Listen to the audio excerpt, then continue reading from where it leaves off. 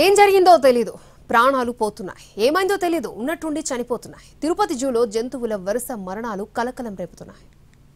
ఆసియాలోనే అతిపెద్దదైన SV zoo పార్క్లో వరుసగా జంతువుల మరణాలు అలజడి రేపుతున్నాయి. తిరుమల శ్రీవారి పాదాల చెంత 1212 హెక్టార్ల పరిధిలో ఉన్న జూ పార్క్లో 82 రకాల పక్షులు, జంతువులు ఉన్నాయి. మొత్తం 37 ఎన్క్లోజర్లు ఏర్పాటు చేశారు. క్యూరేటర్ పర్యవేక్షణలో ఓ రేంజ్ ఆఫీసర్ సహా 200 మంది సిబ్బంది పనిచేస్తున్నారు.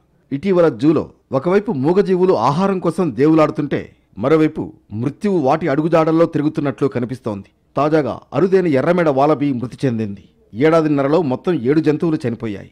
అక్టోబర్ 7న 15 ఏళ్ల జాగ్వార్ కుషా చనిపోయింది.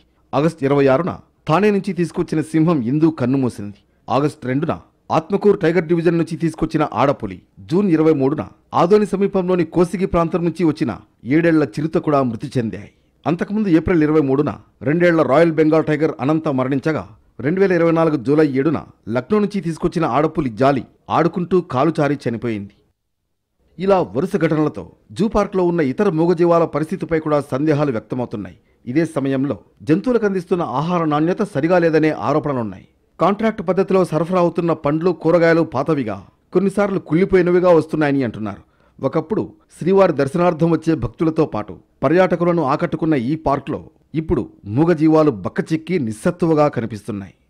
ఇప్పటికైనా సరైన చర్యలు తీసుకోకపోతే మరింత ప్రాణనష్టం జరిగే అవకాశం ఉందన్న ఆందోళన వ్యక్తం